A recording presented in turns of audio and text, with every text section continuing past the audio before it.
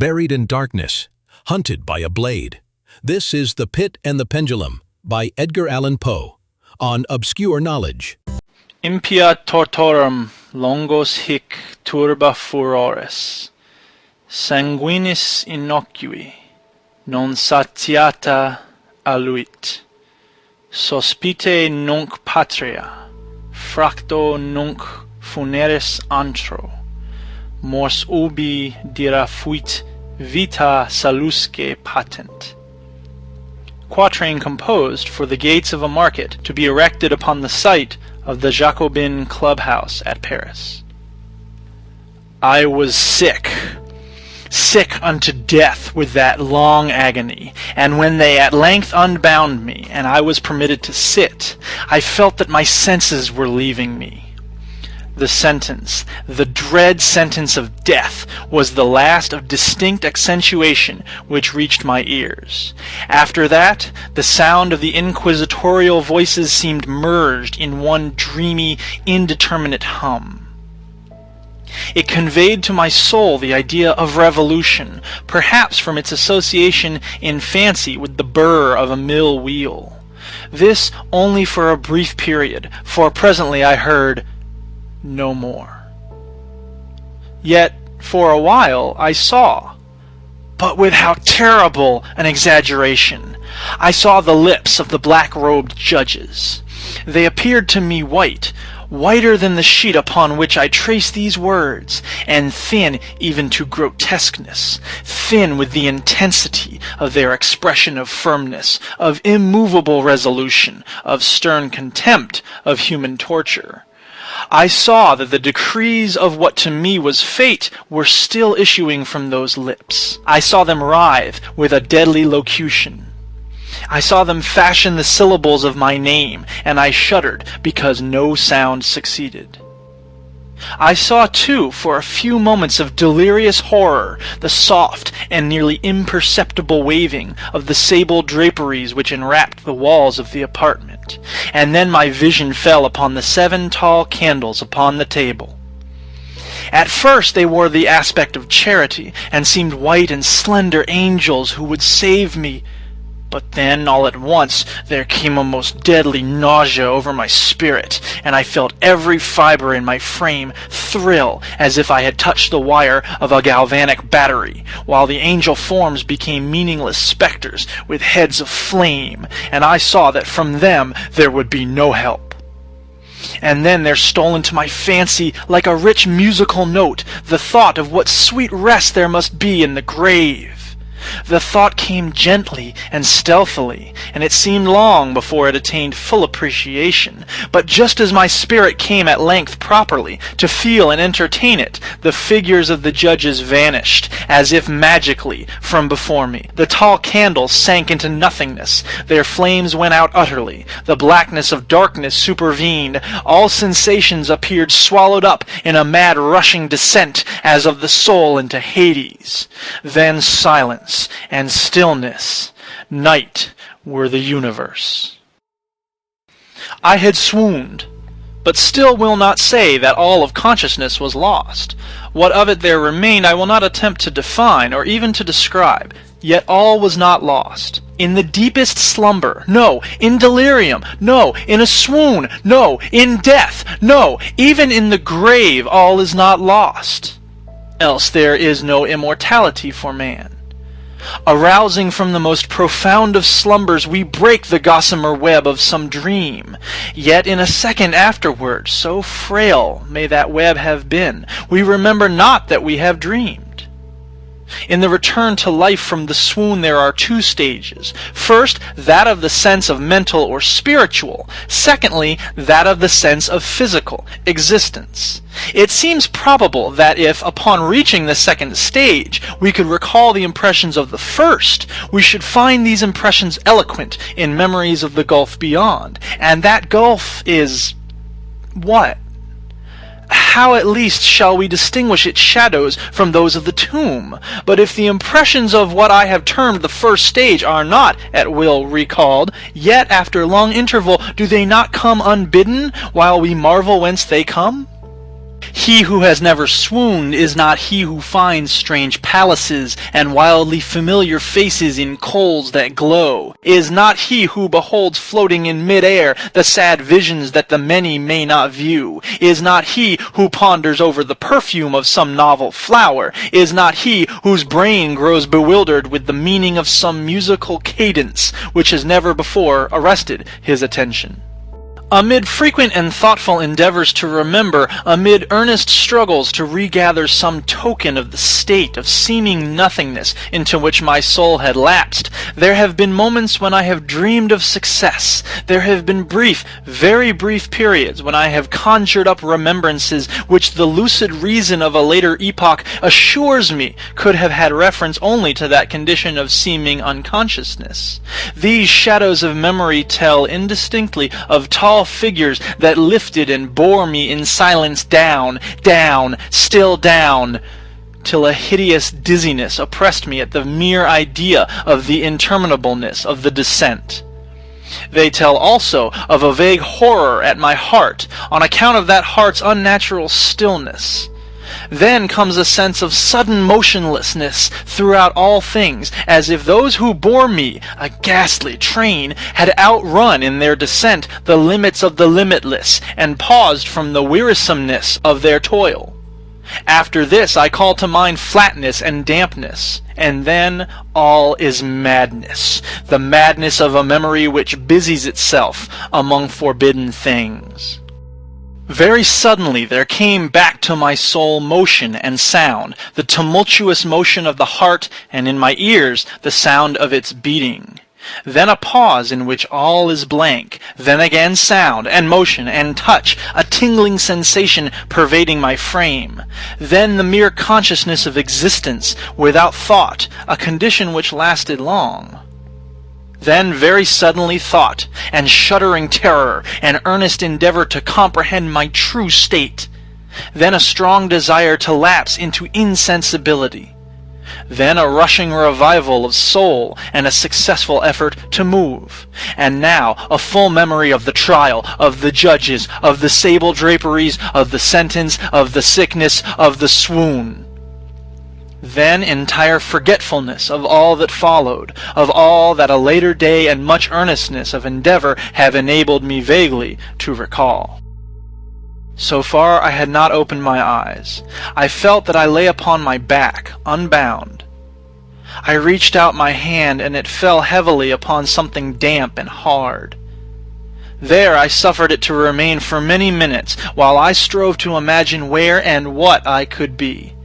I longed, yet dared not to employ my vision. I dreaded the first glance at objects around me. It was not that I feared to look upon things horrible, but that I grew aghast lest there be nothing to see. At length, with a wild desperation at heart, I quickly unclosed my eyes. My worst thoughts, then, were confirmed. The blackness of eternal night encompassed me. I struggled for breath. The intensity of the darkness seemed to oppress and stifle me. The atmosphere was intolerably close.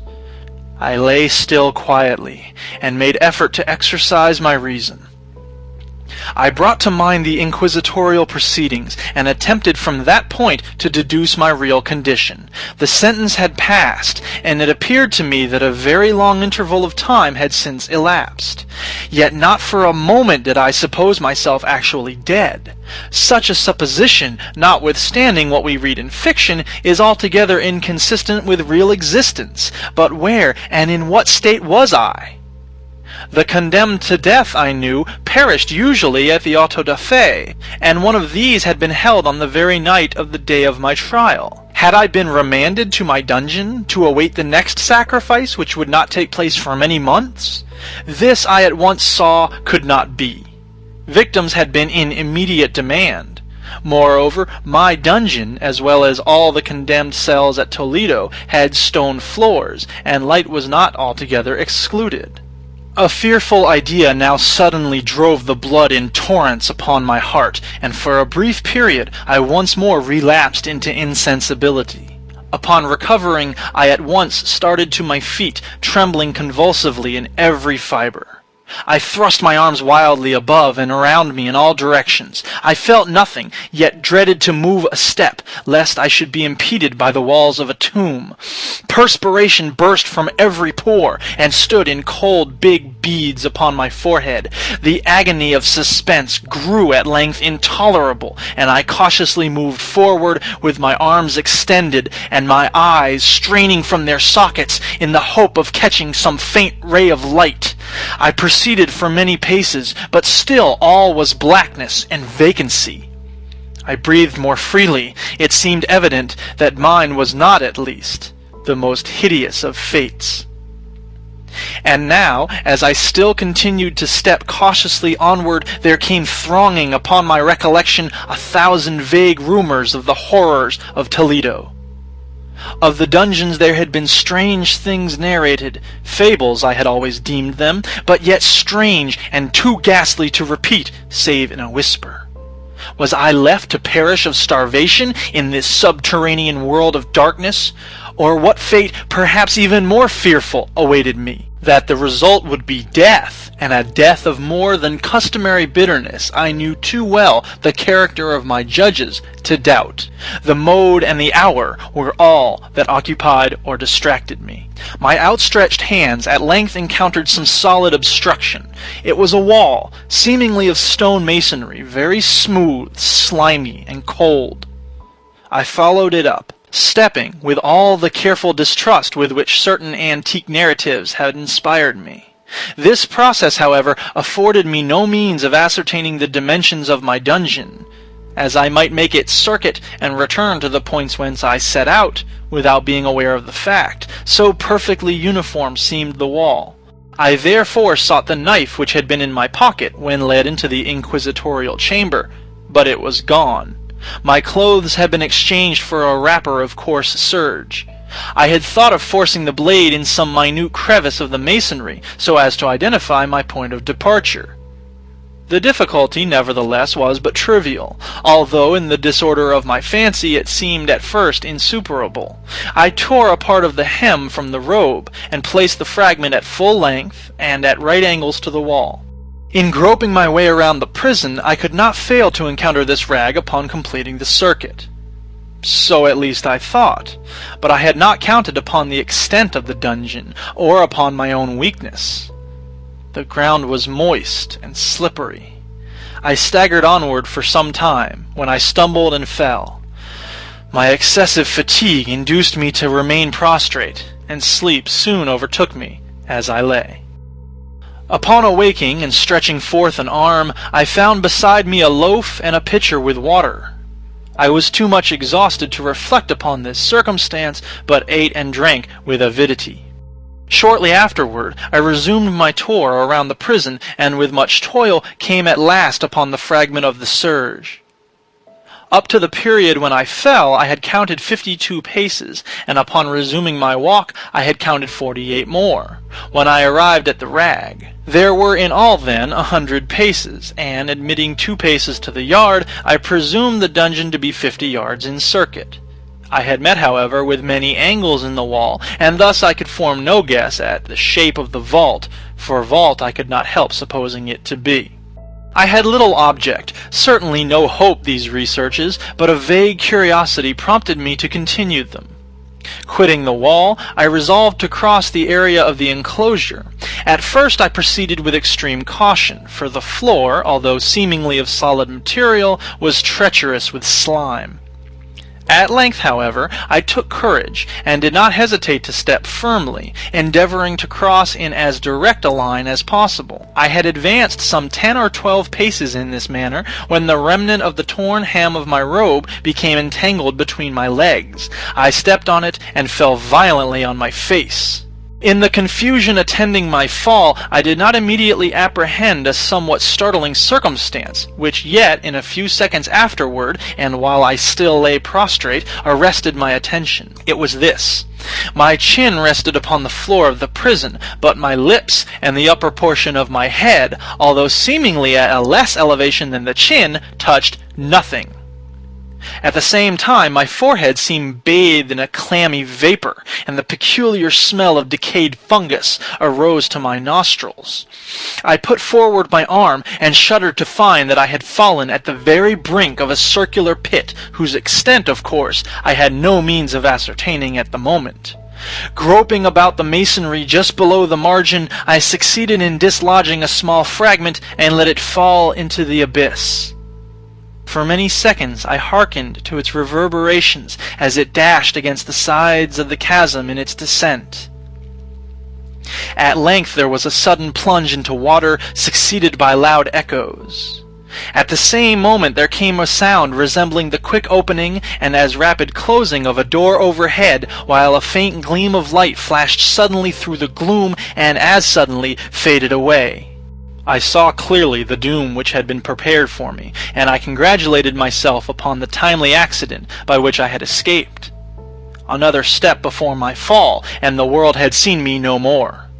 And the death just avoided was of that very character which I had regarded as fabulous and frivolous in the tales respecting the Inquisition. To the victims of its tyranny there was the choice of death within its direst physical agonies, or death with its most hideous moral horrors. I had been reserved for the latter. By long suffering my nerves had been unstrung until I trembled at the sound of my own voice, and had become in every respect a fitting subject for the species of torture which awaited me. Shaking in every limb, I groped my way back to the wall, resolving there to perish rather than risk the terrors of the wells, of which my imagination now pictured many in various positions about the dungeon. In other conditions of mind I might have had courage to end my misery at once by a plunge into one of these abysses, but now I was the veriest of cowards. Neither could I forget what I had read of these pits, that the sudden extinction of life formed no part of their most horrible plan. Agitation of spirit kept me awake for many long hours, but at length I again slumbered. Upon arousing I found by my side, as before, a loaf and a pitcher of water. A burning thirst consumed me, and I emptied the vessel at a draught. It must have been drugged, for scarcely had I drunk before I became irresistibly drowsy. A deep sleep fell upon me, a sleep like that of death. How long it lasted, of course, I know not, but when, once again, I unclosed my eyes, the objects around me were visible. By a wild sulphurous luster, the origin of which I could not at first determine, I was enabled to see the extent and aspect of the prison. In its size I had been greatly mistaken. The whole circuit of its walls did not exceed 25 yards. For some minutes this fact occasioned me a world of vain trouble. Vain indeed, for what could be of less importance under the terrible circumstances which environed me than the mere dimensions of my dungeon? But my soul took a wild interest in trifles, and I busied myself in endeavors to account for the error I had committed in my measurement. The truth at length flashed upon me. In my first attempt at exploration I had counted 52 paces, up to the period when I fell. I must then have been within a pace or two of the fragment of serge. In fact, I had nearly performed the circuit of the vault. I then slept, and upon awaking I must have returned upon my steps, thus supposing the circuit nearly double what it actually was. My confusion of mind prevented me from observing that I began my tour with the wall to the left, and ended it with the wall to the right. I had been deceived, too, in respect to the shape of the enclosure. In feeling my way I had found many angles, and thus deduced an idea of great irregularity, so potent is the effect of total darkness upon one arousing from lethargy or sleep.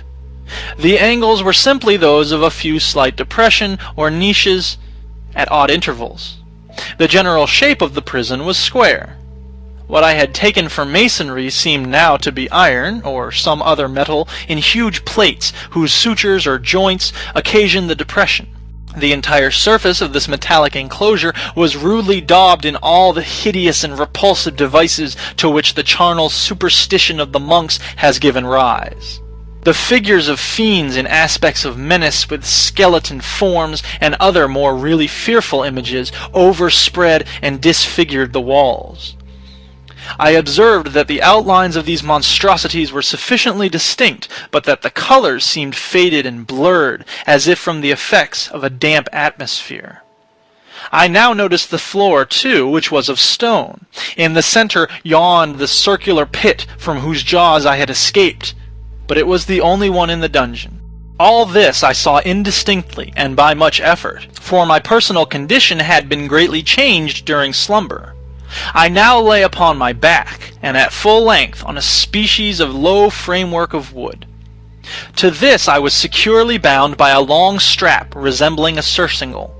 It passed in many convolutions about my limbs and body, leaving at liberty only my head and my left arm to such extent that I could, by dint of much exertion, supply myself with food from an earthen dish which lay by my side on the floor.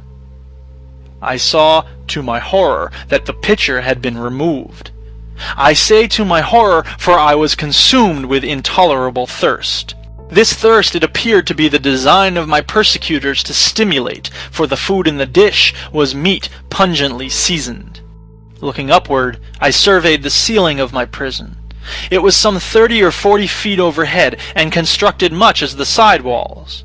In one of its panels a very singular figure riveted my whole attention. It was the painted figure of Time, as he is commonly represented, save that, in lieu of a scythe, he held what, at a casual glance, I supposed to be the pictured image of a huge pendulum, such as we see on antique clocks. There was something, however, in the appearance of this machine which caused me to regard it more attentively.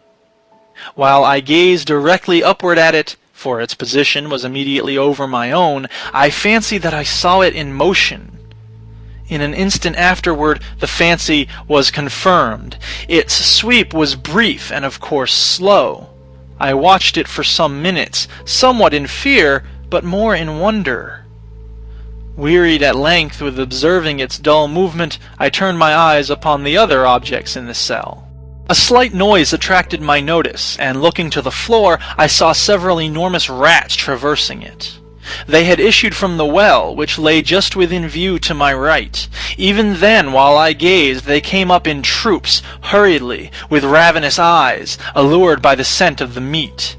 From this it required much effort and attention to scare them away.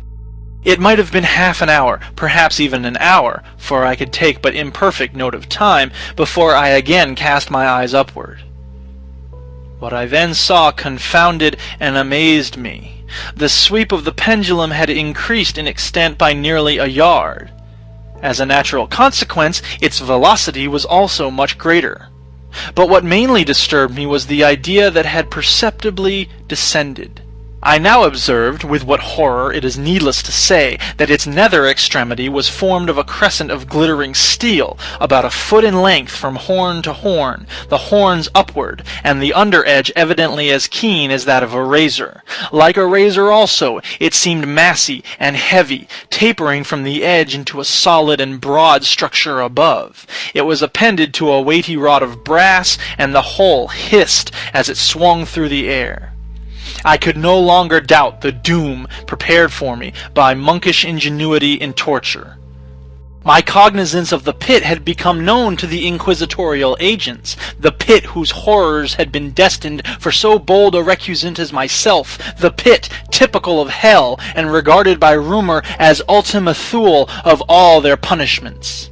The plunge into this pit I had avoided by the merest of accidents. I knew that surprise or entrapment into torment formed an important portion of all the grotesquerie of these dungeon deaths. Having failed to fall, it was no part of the demon plan to hurl me into the abyss, and thus, there being no alternative, a different and a milder destruction awaited me. Milder! I half smiled in my agony as I thought of such application of such a term. What boots it to tell of the long, long hours of horror more than mortal, during which I counted the rushing vibrations of the steel, inch by inch, line by line, with a descent only appreciable at intervals that seemed ages. Down, and still down it came. Days passed, it might have been that many days passed, ere it swept so closely over me as to fan me with its acrid breath. The odor of the sharp steel forced itself into my nostrils. I prayed, I wearied heaven with my prayer for its more speedy descent. I grew frantically mad, and struggled to force myself upward against the sweep of the fearful scimitar. And then I fell suddenly calm, and lay smiling at the glittering death, as a child at some rare bauble. There was another interval of utter insensibility. It was brief, for upon again lapsing into life there had been no perceptible descent in the pendulum. But it might have been long, for I knew there were demons who took note of my swoon, and who could have arrested the vibration at pleasure. Upon my recovery, too, I felt very, inexpressibly sick and weak, as if through long inanition. Even amid the agonies of that period, the human nature craved food. With painful effort, I outstretched my left arm as far as my bonds permitted, and took possession of the small remnant which had been spared me by the rats. As I put a portion of it within my lips, there rushed to my mind a half-formed thought of joy, of hope. Yet what business had I with hope? It was, as I say, a half-formed thought. Man has many such which are never completed. I felt that it was of joy, of hope, but felt also that it had perished in its formation. In vain I struggled to perfect, to regain it. Long suffering had nearly annihilated all my ordinary powers of mind. I was an imbecile, an idiot. The vibration of the pendulum was at right angles to my length. I saw that the crescent was designed to cross the region of the heart. It would fray the serge of my robe. It would return and repeat its operations again and again. Notwithstanding terrifically wide sweep, some 30 feet or more, and the hissing vigor of its descent, sufficient to sunder these very walls of iron, still the fraying of my robe would be all that for several minutes it would accomplish. And at this thought I paused. I dared not go farther than this reflection. I dwelt upon it with a pertinacity of attention, as if, in so dwelling, I could arrest here the descent of the steel. I forced myself to ponder upon the sound of the crescent as it should pass across the garment, upon the peculiar thrilling sensation which the friction of cloth produces on the nerves. I pondered upon all this frivolity until my teeth were on edge. Down, steadily down it crept. I took a frenzied pleasure in contrasting its downward with its lateral velocity, to the right, to the left, far and wide, with the shriek of a damned spirit, to my heart with the stealthy pace of the tiger. I alternately laughed and howled as the one or the other idea grew predominant. Down, certainly, relentlessly down. It vibrated within 3 inches of my bosom. I struggled violently, furiously, to free my left arm. This was free only from the elbow to the hand. I could reach the latter from the platter beside me to my mouth with great effort, but no farther. Could I have broken the fastenings above the elbow, I would have seized and attempted to arrest the pendulum. I might as well have attempted to arrest an avalanche. Down, still unceasingly, still inevitably down. I gasped and struggled at each vibration. I shrunk convulsively at its every sweep. My eyes followed its outward or upward whirls with the eagerness of the most unmeaning despair. They closed themselves spasmodically at the descent, although death would have been a relief. Oh, how unspeakable! Still I quivered in every nerve to think how slight a sinking of the machinery would precipitate that keen, glistening axe upon my bosom. It was hope that prompted the nerve to quiver, the frame to shrink. It was hope, the hope that triumphs on the rack, that whispers to the death-condemned even in the dungeons of the Inquisition.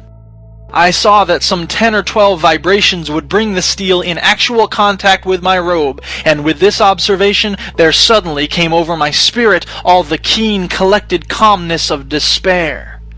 For the first time during many hours, or perhaps days, I thought. It now occurred to me that the bandage or surcingle which enveloped me was unique. I was tied by no separate cord. The first stroke of the razor-like crescent athwart any portion of the band would so detach it that it might be unwound from my person by means of my left hand. But how fearful in that case the proximity of the steel!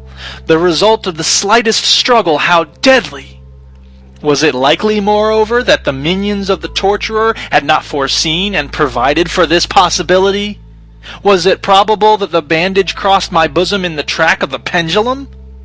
Dreading to find my feint, and, as it seemed, in last hope frustrated, I so far elevated my head as to obtain a distinct view of my breast. The surcingle enveloped my limbs and body close in all directions, save in the path of the destroying crescent. Scarcely had I dropped my head back into its original position when there flashed upon my mind what I cannot better describe than as the unformed half of that idea of deliverance to which I have previously alluded, and of which a moiety only floated indeterminately through my brain when I raised food to my burning lips. The whole thought was now present, feeble, scarcely sane, scarcely definite, but still entire. I proceeded at once, with the nervous energy of despair, to attempt its execution. For many hours the immediate vicinity of the low framework upon which I lay had been literally swarming with rats. They were wild, bold, ravenous, their red eyes glaring upon me, as if they waited but for motionlessness on my part to make me their prey. To what food, I thought, have they been accustomed in the well? They had devoured, in spite of all my efforts to prevent them, all but a small remnant of the contents of the dish.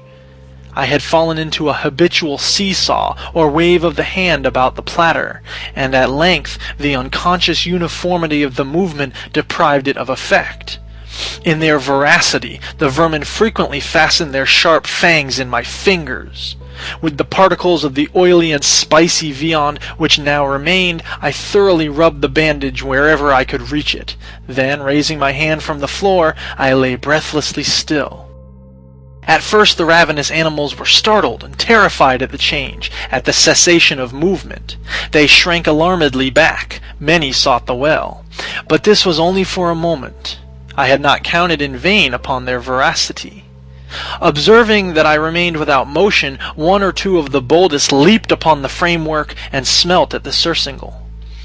This seemed the signal for a general rush. Forth from the well they hurried in fresh troops. They clung to the wood, they overran it, and leaped in hundreds upon my person. The measured movement of the pendulum disturbed them not at all. Avoiding its strokes, they busied themselves with the anointed bandage. They pressed, they swarmed upon me in ever-accumulating heaps. They writhed upon my throat, their cold lips sought my own. I was half stifled by their thronging pressure. Disgust, for which the world has no name, swelled my bosom, and chilled with a heavy clamminess my heart. Yet 1 minute, and I felt that the struggle would be over. Plainly I perceived the loosening of the bandage. I knew that in more than one place it must be already severed. With a more than human resolution I lay still. Nor had I erred in my calculations, nor had I endured in vain. I at length felt that I was free. The surcingle hung in ribands from my body, but the stroke of the pendulum already pressed upon my bosom. It had divided the serge of the robe. It had cut through the linen beneath. Twice again it swung, and a sharp sense of pain shot through every nerve. But the moment of escape had arrived. At a wave of my hand my deliverers hurried tumultuously away. With a steady movement, cautious, sidelong, shrinking, and slow, I slid from the embrace of the bandage and beyond the reach of the scimitar. For the moment at least, I was free. Free, and in the grasp of the Inquisition. I had scarcely stepped from my wooden bed of horror upon the stone floor of the prison when the motion of the hellish machine ceased, and I beheld it drawn up by some invisible force through the ceiling. This was a lesson which I took desperately to heart. My every motion was undoubtedly watched. Free, I had but escaped death in one form of agony to be delivered unto worse than death in some other.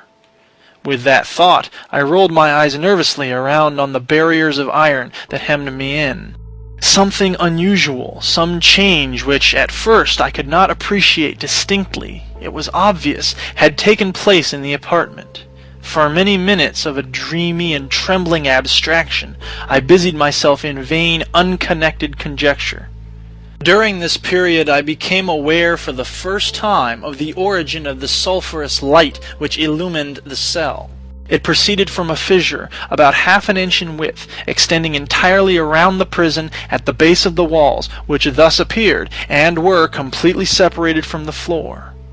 I endeavored, but of course in vain, to look through the aperture. As I arose from the attempt, the mystery of the alteration in the chamber broke at once upon my understanding. I have observed that, although the outlines of the figures upon the walls were sufficiently distinct, yet the colors seemed blurred and indefinite. These colors had now assumed, and were momentarily assuming, a startling and most intense brilliancy that gave to the spectral and fiendish portraitures an aspect that might have thrilled even firmer nerves than my own. Demon eyes of a wild and ghastly vivacity glared upon me in 1,000 directions where none had been visible before, and gleamed with the lurid luster of a fire that I could not force my imagination to regard as unreal. Unreal! Even while I breathed there came to my nostrils the breath of the vapor of heated iron. A suffocating odor pervaded the prison. A deeper glow settled each moment in the eyes that glared at my agonies. A richer tint of crimson diffused itself over the pictured horrors of blood. I panted. I gasped for breath. There could be no doubt of the design of my tormentors. Oh, most unrelenting! Oh, most demonic of men! I shrank from the glowing metal to the center of the cell. Amid the thought of the fiery destruction that impended, the idea of the coolness of the well came over my soul like balm. I rushed to its deadly brink. I threw my straining vision below. The glare from the enkindled roof illumined its inmost recesses. Yet for a wild moment did my spirit refuse to comprehend the meaning of what I saw. At length it wrestled its way into my soul. It burned itself in upon my shuddering reason. Oh, for a voice to speak! Oh, horror! Oh, any horror but this!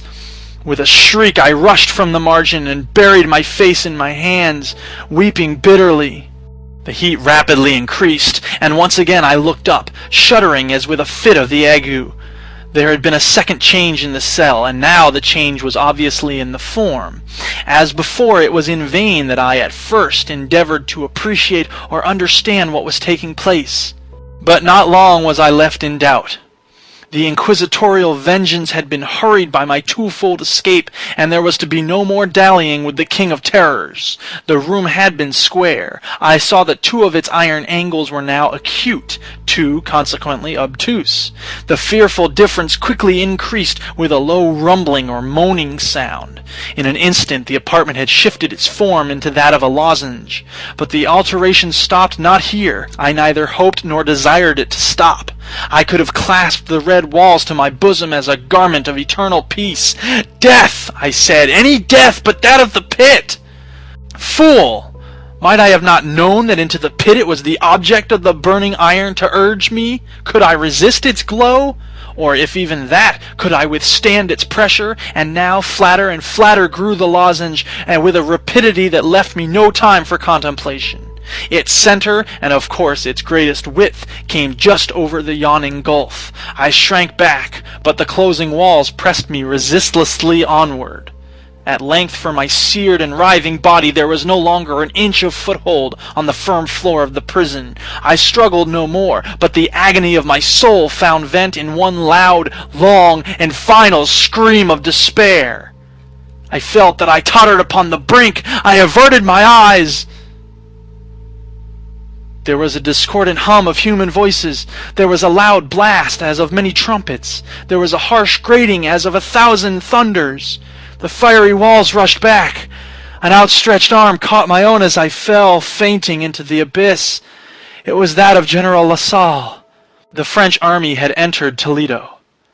The Inquisition was in the hands of its enemies.